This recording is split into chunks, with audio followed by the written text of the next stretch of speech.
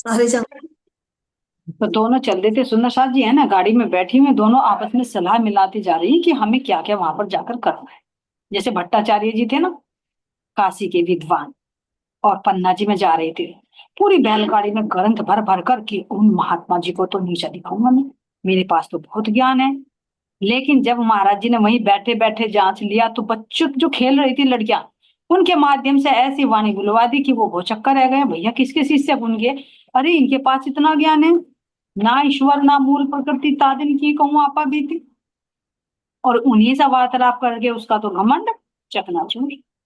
देखा बैलगाड़ी भरी हुई है ग्रंथों की, जो कह रहे थे कि अपनी पत्नी को कि मैं तेरा पति हूँ, मैं परमेश्वर हूँ, मेरी आरती उतार। लेकिन पति ने चैलेंज दे दिया, पत्नी ने, कि एक वहां आए हुए पन्ना जी में महाराज जी, उनसे तुम शास्त्रार्थ में जीत जाओ तो मैं तुम्हें साक्षात परमात्मा मानकर तुम्हारी आरती करूंगी। चैलेंज स्वीकार कर लिया था पतिदेव ने, चल दिए थे, लेकिन वही तो चकनाचूर हो गए। ऐसे ही ये दोनों बैठी, कस्तूरी थी और सोना थी, और बैठी सलाह करती जा रही, बहन बैठो के देखो। हाँ बता बहन, थोड़ी जोर से बोलना पति, क्योंकि पड़ोसन और लगा देती है। कोई कोई बिरला होता है जो सही रास्ते दिखाता है, नहीं तो पति पत्नी में झगड़ा हो जाए ना तो फिर देखो कैसे नमक मिर्च मसाला लगता है। अरे बहन, सबके पति ऐसे ही होती हैं। मेरा भी ऐसा ही, उसका भी ऐसा ही, थोड़ा सा कंट्रोल रखा कर पति पर। लड़ाई झगड़ा करके पैसे ऐंठती रहकर चोरी चोरी से कुछ खरीद कर रख लिया कर अपनी जब पूंजी में। बहुत देखा है इन चीजों को। लेकिन परमात्मा ना हाथ पकड़ा ना तो इनसे दूरी है। तो ऐसे सही रास्ते पर कोई कोई लगाता है सुंदर सा। अब दोनों चल रही हैं, कैसे कैसे करना है तो चल दी वहां पर। लेकिन जैसे ही गई तो देखा महाराज जी तो पेड़ के नीचे बैठी, आम के वृक्ष के नीचे, और मंडली बैठी चर्चा सुन रही है। और जैसे ही वहां पहुंची, और जैसे ही देखा महाराज जी की नजर पड़ी, सारी हवा गई। जो अंदर में विचार चल रहे थे गुम हो गए, बुद्धि सिद्ध रह गई, क्या कहना क्या नहीं। क्यों? क्योंकि उस समय महाराज जी के अंदर वो जोश, वो आवेश से लीला हो रही थी, जो वाणी चल रही थी। नहीं तो घर पर भी आए थे वे, तब भी वो प्रकाश पड़ सकता था। आश्रम में ही क्यों ना, क्योंकि उस समय महाराज जी चर्चा में बैठे हुए थे, वाणी चर्चा चल रही, सात मंडली बैठी हुई थी, जोश आवेश की लीला हो रही। और जैसे ही आई और देखा, नजर से नजर मिलाई, तो उसकी बुद्धि स्थगित। जो सोच रही थी, इतनी प्लानिंग कर कर आई थी, वो धरी की धरी रह गई। यही नहीं कहा कि मैं कहूं तो करूं क्या। आप देखे क्या करें महाराज जी यहीं पर ही मिले।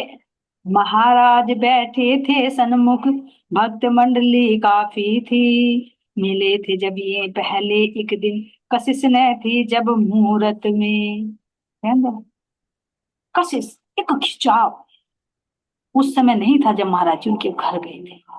तभी तो उन्होंने कह दिया था महाराज जी आप हाँ। लेकिन अब एक मुहूर्त में महाराज जी के स्वरूप में खिंचाव था, एक कशिश थी। क्यों? क्योंकि वो आवेश जबराइल और श्रावित फरिश्ते के लिए ब्रह्म वाणी चली थी, साक्षात परमात्मा विराजमान है। जब हम सतगुरु के पास बैठते हैं, उनके मुखारविंद से वाणी चलता श्रवण करते हैं, उनके मुख से वाणी निकलती है, तो उस समय वो शरीर नहीं होती, वो अंदर में शक्ति विराजमान। देखने के लिए तन होता है, लेकिन तन के अंदर बोलता कोई और है।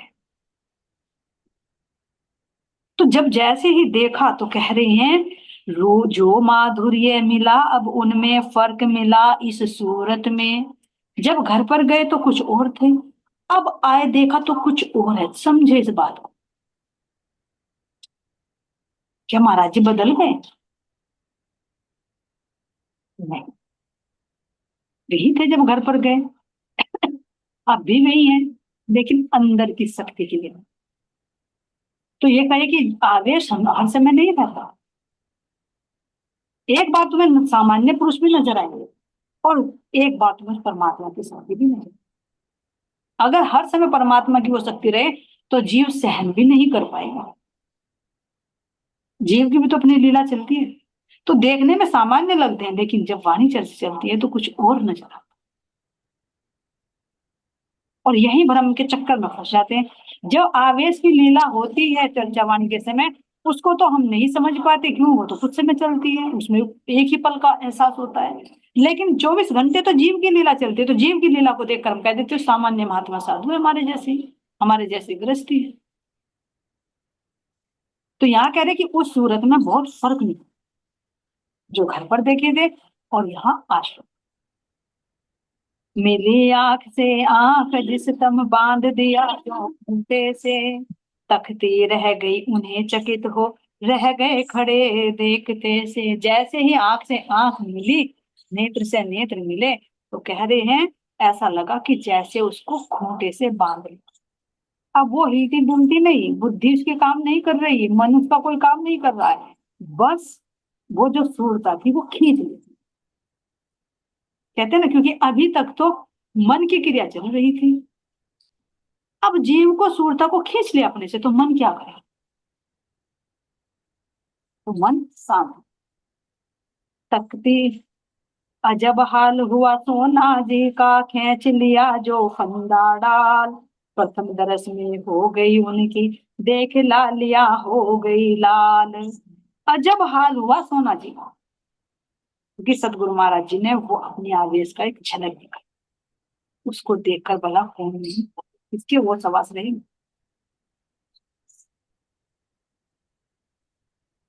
कह रहे हैं कि उसका अजब हाल हुआ, ऐसे खींच लिया जैसे किसी ने गले में फंदा डाल लिया, अब वो टस से मस नहीं होती। ऐसी उसकी हालत प्रथम दर्शन में हुई।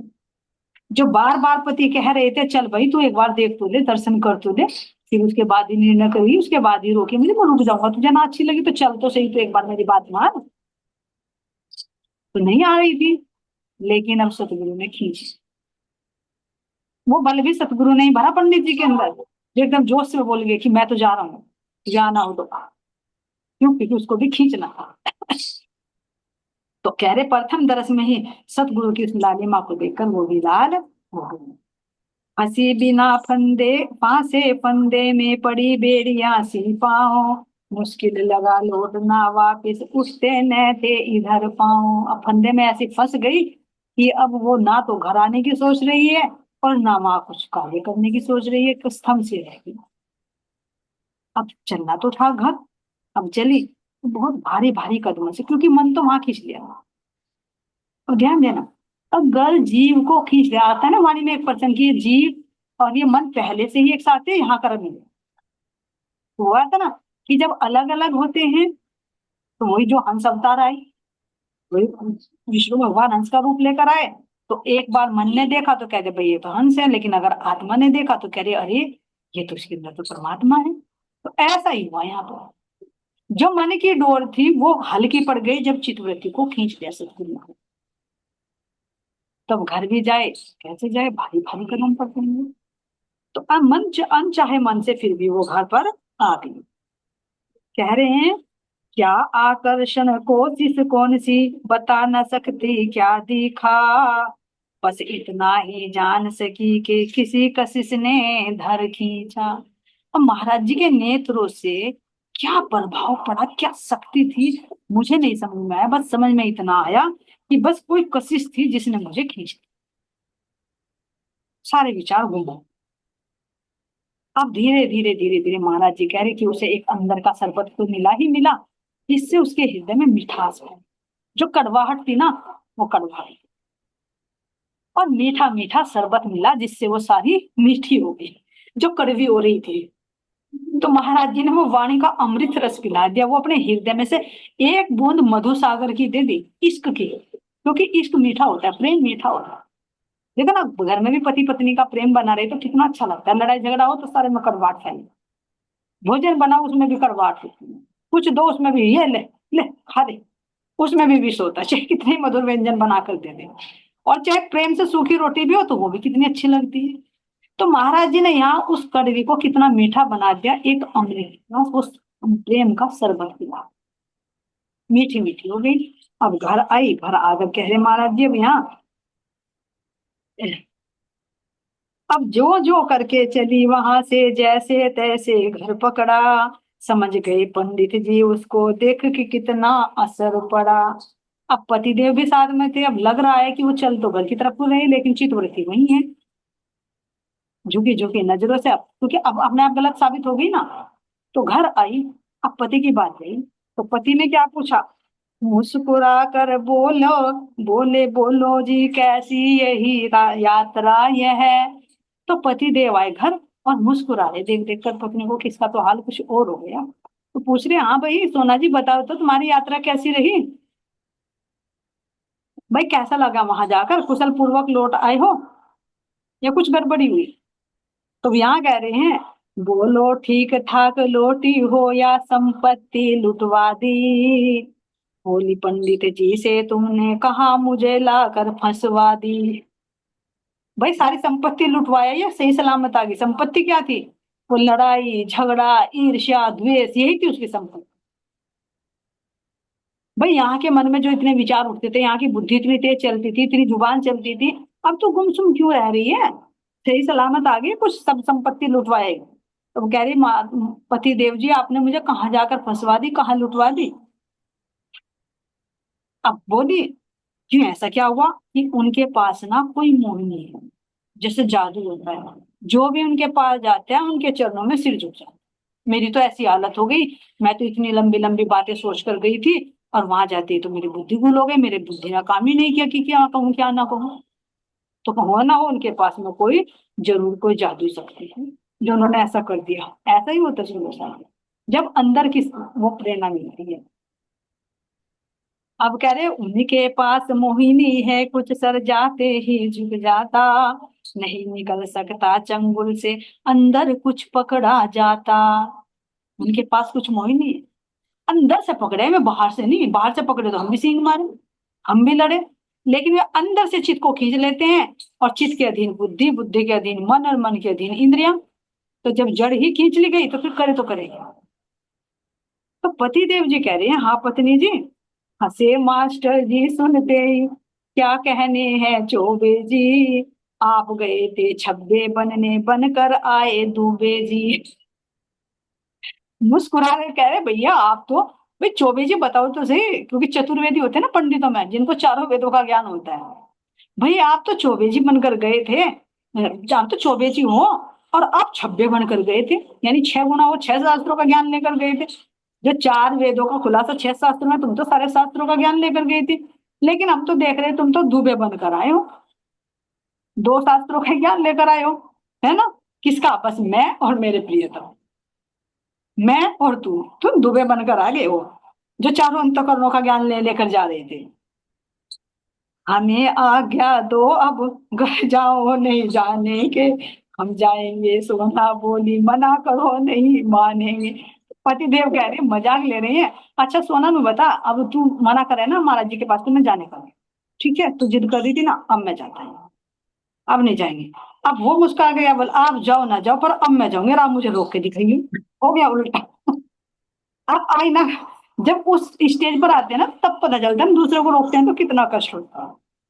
अब वो भी खींच खींच कर ले रहे हैं कि ठीक है भाई, अब तू मना कर दी थी तो अब हम नहीं जाएंगे, उपली मन से कह रहे हैं उनका मन लेने के लिए। तो वो कह रहे नहीं मरती थी, मैं तो जाऊंगी, अब आप मुझे रोकेगा ना तब भी मैं नहीं रोकूंगा, क्योंकि अब मैंने वो अपने तरह से पी लिया है। आना जाना बना रहा, फिर पड़ता गया कान में रस, यस अपयस और मान काम सब, उस संगति से गए झुलस। अब कह रहे कि आना जाना बना रहा और कानों में वो रस पड़ा। ये होता सुन, जब हम अपने सतगुरु की शरण में चलते हैं, 2 कदम भी उठाते हैं वो भी तीर संभाल जाते, तो जब जाएंगे तो क्या परमात्मा नहीं देंगे।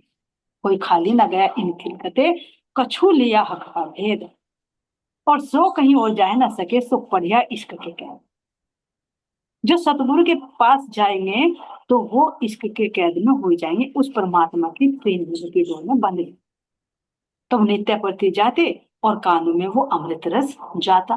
तो अंदर में जो अज्ञान था, अंदर में जो विकार थे, वो धीरे धीरे धीरे धीरे। तो कैसे सुंदर साथी, ये वाणी चर्चा श्रवण से ही होगा। देखो कैसे, जैसे हमारा आहार होता है मुख से लेते हैं, ऐसे ही हमारे जैसे कौन वैसा हुए मन। एक आहार हमारा सूक्ष्म है कि हम आंखों से क्या देखते हैं, कानों से क्या। तो जो कानों में शब्द जाएंगे, हमारे मन में, हमारे चित्त में, हमारी बुद्धि में वही चीज चलेगी, वो हमारी आत्मा का आहार है। तो हमारे अंदर संसार घुसा कैसे, कानों के जरिए। इसकी सुन, उसकी सुन, उसकी सुन, इसकी सुन, ऐसे कर, जैसे सुनता वैसे करता है, वैसे अंदर चित्त में संस्कार बनते रहते हैं, वैसे सपना दिखते हैं, वो और संस्कार प्रगाढ़ होते चले जाते हैं, और फिर अगला जन्म उसी के अकॉर्डिंग मिल जाता है। लेकिन अब इस संसार को जो अंदर भर गया कानों के माध्यम, इसको निकालना है तो निकलेगा कैसे? जब हम अपने कानों में ये ब्रह्म वाणी का रस डालें, तो जो सुनेंगे वही अंदर बुद्धि में, वही अंदर चित्त में, वही अंदर संस्कार बन जाएंगे, और एक दिन चेतना इसको छोड़कर निकल जाएगी जो अंदर भर। तो अब हमारी इस हृदय रूपी बाल्टी में क्या है? गंदा पानी भरा हुआ संसार होता है। अब इसको निकालने का और तरीका नहीं, जैसे बाल्टी को तुम उल्टा नहीं कर सकते, उसमें गंदा पानी भरा हुआ, तो क्या करोगे? उसे किसी टोंटी के नीचे रख दो, उस पर पानी का प्रेशर चला दो, धीरे धीरे धीरे साफ पानी डलता रहेगा, गंदा पानी निकल जाएगा, कुछ समय बाद देखोगे उसमें तुम्हें साफ ही पानी मिलेगा, गंदा नहीं। इसी तरह से कानों के माध्यम से इस वाणी का रस लेना, यानी अपने अंतःकरणों को निर्मल, क्योंकि बुद्धि की शुद्धिकरण ज्ञान से ही होता है, और ज्ञान होगा तभी हम अपनी इंद्रियों पर संयम रख पाएंगे, और इंद्रियों पर संयम रखेंगे तो धीरे धीरे विकारों से हम बचते चले।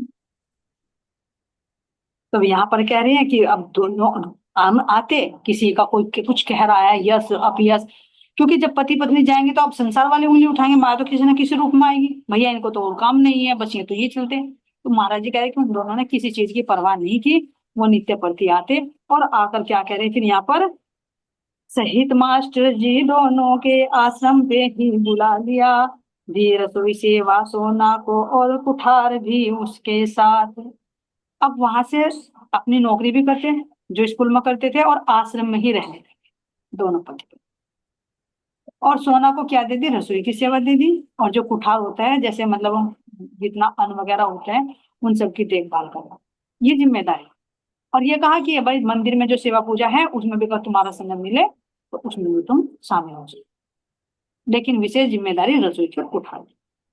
अब यहाँ दोनों करने लगे, पंडित जी अपनी नौकरी कर रहे हैं और फिर वो आश्रम में रहते, दोनों का काम चल गया, एक को संसार की नौकरी मिल गई, एक को परमात्मा की नौकरी मिल गई। लेकिन सुंदर साथी, ध्यान देना, कहना बहुत सरल है, करना बहुत मुश्किल। आश्रम में आकर रहने तो लगे, लेकिन आश्रम की सेवा हर एक के बस की नहीं होती, इसलिए कह रहे कि केवल 5 वर्ष तक इस सेवा को निभा पाई। उसके बाद उन्होंने कहा महाराज जी हमें इजाजत दो, हम अपने घर वापस जाओ। हो सकता है यहाँ से नौकरी का भी रिटायरमेंट हो गया, कुछ भी रीजन हो सकता है इसमें, लेकिन फिर भी ये देखो, हमें अपनी गृहस्थी में अगर 3-4 मेंबर ही हैं, उनकी जिम्मेदारी भी हमें कितना बड़ा पहाड़ लगता है, और इसकी फीस जमा करनी, इसके कपड़े बनवाने, इसकी वो करना, उसको वो करना, सो टेंशन। लेकिन आश्रम में देखो, घर में भी अगर कोई कह दे भाई, अगर गलत समय पर मेहमान आ जाए तो खाना बनाते हुए सोचेंगे अरे चलिए 2 घंटे बाद शाम का तो बनेगा, चलिए तो सही हम नाश्ता।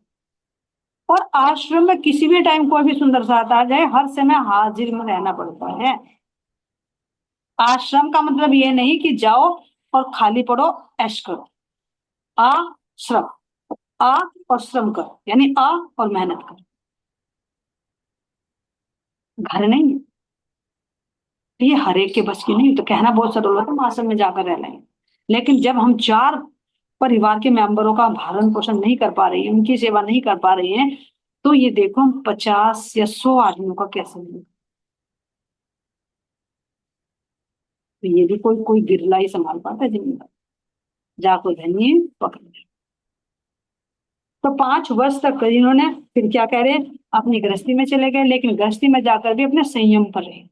ये नहीं कहा सुंदर साथ जी की गृहस्थी में रहकर भक्ति नहीं कर सकती। महाराज जी ने देखो कहीं भी देखो गृहस्थी बताए कि गृहस्थी में रहकर तुम भक्ति करे तो विरक्ति से भी बड़ा है, क्योंकि तुम अपनी कमाई भी कर रहे हो, अपनी आजीविका भी चला रहे हो, दूसरे पर निर्भर नहीं हो, और साथ साथ में तुम भक्ति भी कर रहे हो। बस गृहस्थी को भी अपनी जिम्मेदारी समझकर प्रेम से हैंडल करो, प्रेम से चलाओ, और अपनी भक्ति के मार्ग पर भी चलो, तभी गृहस्थी बड़ी है, नहीं तो नरक का द्वार है गृहस्थी, अगर इंद्रियों के विषय में ही लगे हुए। अगर उसमें भक्ति भी है तो वो विरक्ति से भी बड़ी गृहस्थी मानी जाती है, भक्ति में जीवन होना चाहिए। तो कह रहे हैं यहाँ पर सुंदर साथ जी, अब चले गए गृहस्थी में, और अब उनको बड़ी शांति मिली, क्योंकि दिन रात अपनी भक्ति में लगते, अपना काम खरीदते, और बाकी समय अपने महाराज जी। एक रोज महाराज कहीं से लौटे सहित मंडली के, तो देखे सौभाग्य चिराऊं घर के आगे से गुजरे। तो एक बार कह रहे महाराज जी कहीं से लौट रहे थे, साथ में मंडली भी थी, तो चिराग में वो निकल कर जा रहे थे, तो उन्हीं के घर के सामने से ही निकले। तो उन्होंने देख लिया विमल जी ने, तो बोला महाराज जी जा रहे हो और ऐसा हो सकता है कि ना रोके, तो उनको जबरदस्ती घर ले आए, बुलवाया, शाम का भोजन कराया, और फिर पूरी रात सत्संग भजन घर पर ही। ये देखे तुम सब। क्यों? ये जरूरी नहीं है कि हम सोचते हैं कि हम आश्रम में जाकर हो। जरूरी नहीं है कि महाराज जी आश्रम में ही जाकर मिलेंगे, वो गृहस्थी में भी। तो गृहस्थी में आकर भजन सत्संग कराया दोनों ने, और बहुत अच्छा से कह रहे हैं कि यहाँ पर पलट चौकी एक लगा कर ऊंची, उस पर पधराए महाराज। होने लगा कीर्तन जिस दम, ध्वनि बोला नील सुंदर साथ।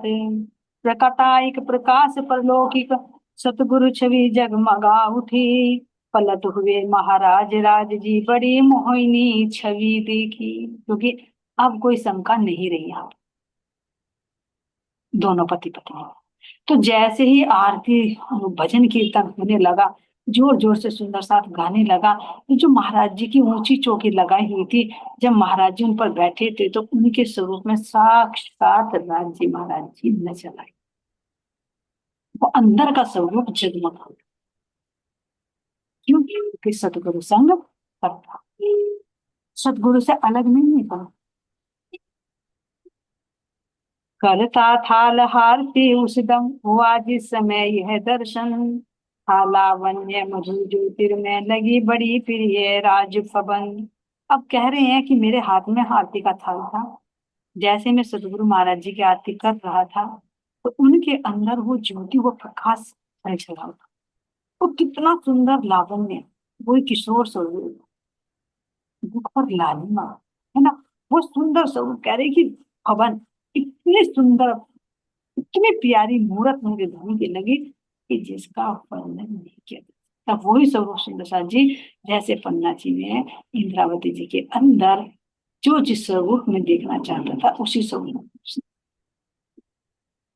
अब मुझे देख, आत्मा जी है, साधु में तन है, लेकिन अंदर में साक्षात परमात्मा विराज। अगर इनको छोड़ दिया तो समझो परमात्मा को छोड़ दिया। फिर देवी देवता भी कोई हाथ पकड़ने वाले नहीं है। जैसे एक प्रधानमंत्री है, उनकी सत्ता पूरे देश में चलती है, अगर वो किसी चीज का ऑर्डर दे दे, तो यहाँ के डीएम, यहाँ के पुलिस वाले भी, यहाँ के सीएम भी तुम्हारी कोई सिफारिश नहीं कर पाएंगे, क्योंकि वो सुप्रीम पावर है। हम ये सोचे कि उन्हें छोड़कर और हम देवी देवताओं को खुश कर ले, अगर उसका ऑर्डर नहीं होगा तो ये भी कुछ नहीं कर सकते, ये भी लाचार है, ये भी उसके हुक्म के बांधे हैं।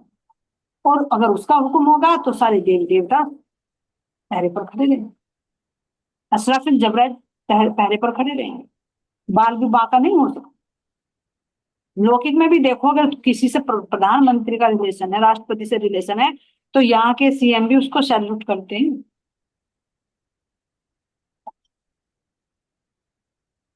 ऐसे महाराज जी कह रहे कि मुझे उन्होंने दर्शन दिया, सरोब सराबोर हो गई आत्मा, अंतरकरण हुआ शीतल। नैन बावरे बने अचानक, लख कर राज रूप निर्मल। सरोबार हो गई आत्मा, मेरी आत्मा खुशहाल हो गई, और मेरा अंतःकरण, जो मेरे हृदय में, जो मेरे अंतःकरणों में एक विरह की ज्वाला थी कि भाई मैं गृहस्थी में आ गया, है ना, और मेरे सतगुरु आश्रम में सेवा करते हैं, अंदर तड़पन होगी, और इतने खुश होंगे कि आज मेरे सतगुरु मेरे घर आए। तो अंदर में जो एक तरफ थी, उससे सीखा। कुछ बहुत ऊंचे भाव होंगे यहाँ विमल प्रसाद जी के, जो राज्य महाराज जी ने अपना स्वरूप झलका दिया आपकी कसम। हृदय की पीड़ा को नहीं देख सकते ना, नहीं लिखी, लिखे में नहीं आ सकती लिखाई हुई।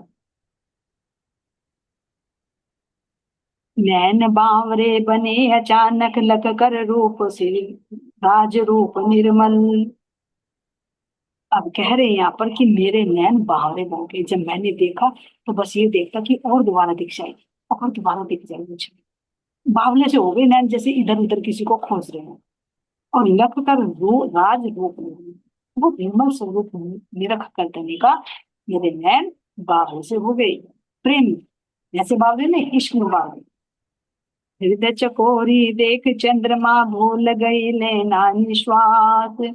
जैसे कह रहे हैं कि चकोरी जो होती है जब वो चंद्रमा को देखती है तो सांस लेना भी भूल जाती है, ऐसे एकटक होकर देखती है। ऐसे मेरी हालत। सुवधा छटा सरस मृदु मजलू आत्मेश्वर का निरख उजास।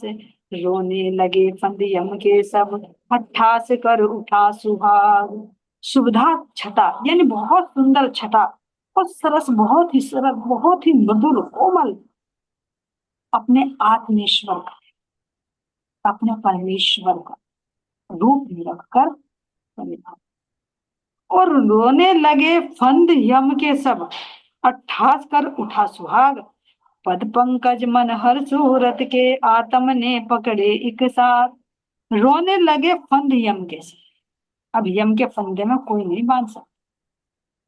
जिसे परमात्मा का दर्शन हो गया हो तो यमराज क्या उसके पास फटकेगा?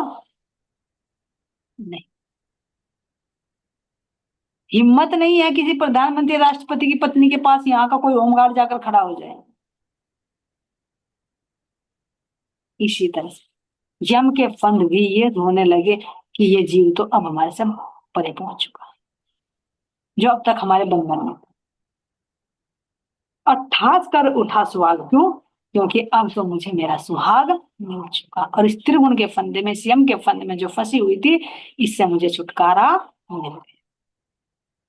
अब जो मेरे सतगुरु मेरे धाम धनी की जो मनोहर मूरत है और चरण कमल है ना, आत्म ने उनको अब पकड़ लिया,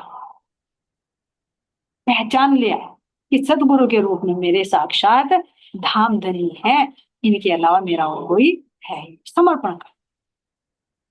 हुई आरती की समाप्ति रूप अलक्षित पाए हम, वही भुलवनी बाना पहने राम रतन सिर मिले हमें। हुई आरती की समाप्ति। अब आरती समाप्ति की ओर है, तो कह रहे रूप अलक्षित पाए हम।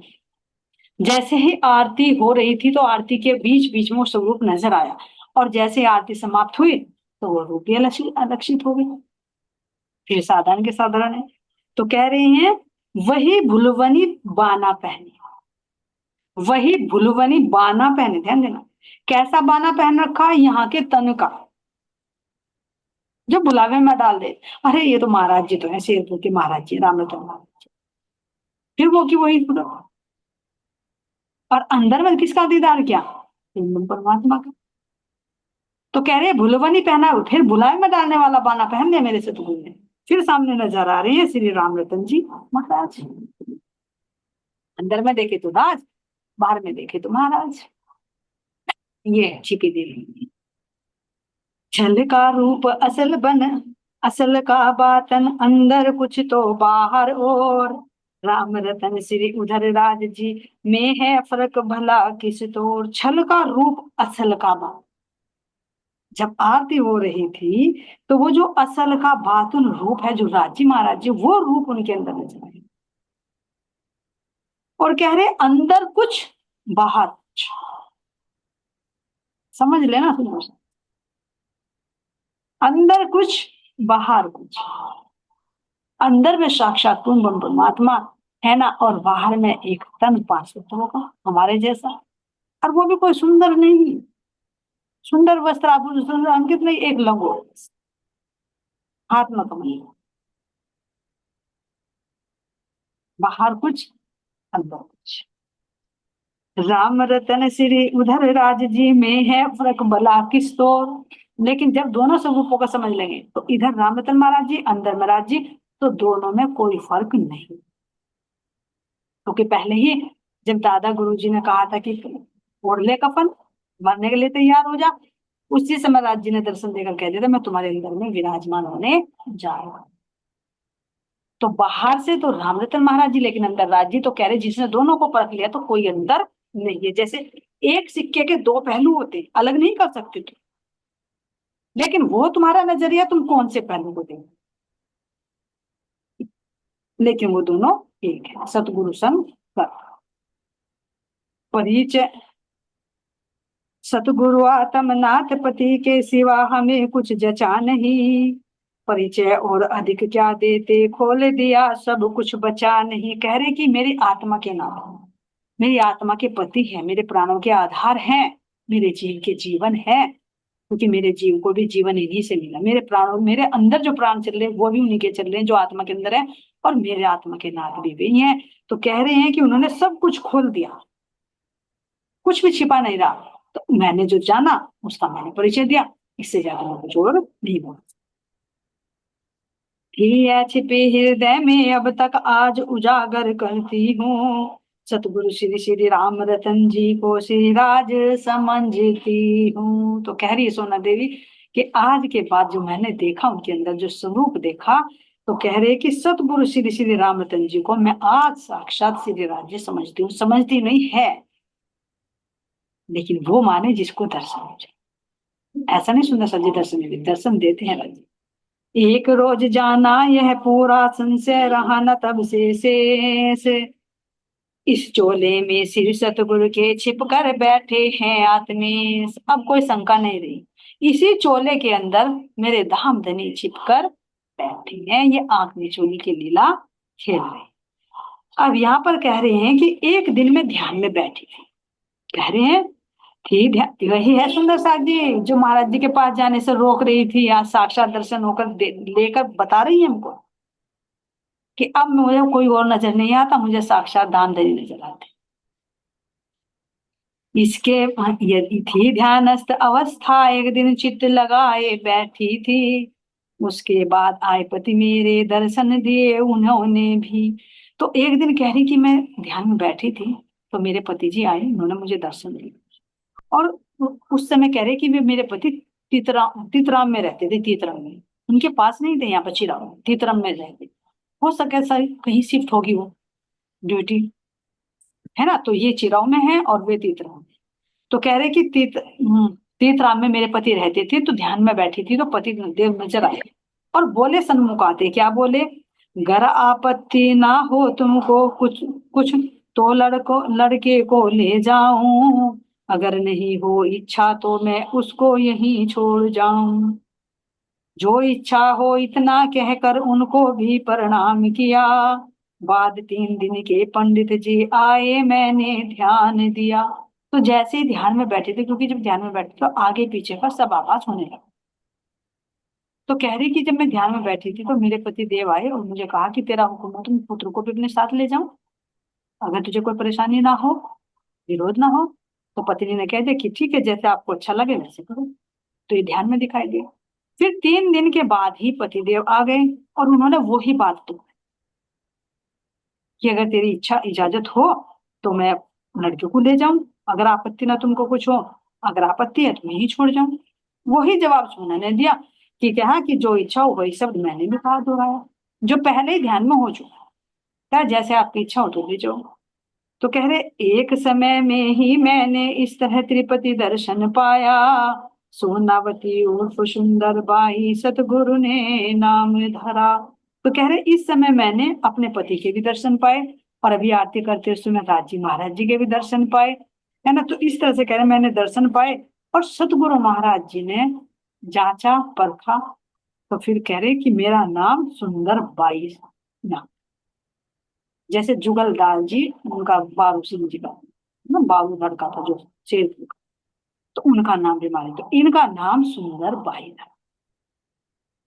ये तो परम्परा की सुंदर बाई है, तो मुझे मेरी आत्मा का दर्शन। तो यानी ये देखो सुंदर शाह जी जो कह रहे लड़का ले जाऊं, तो यानी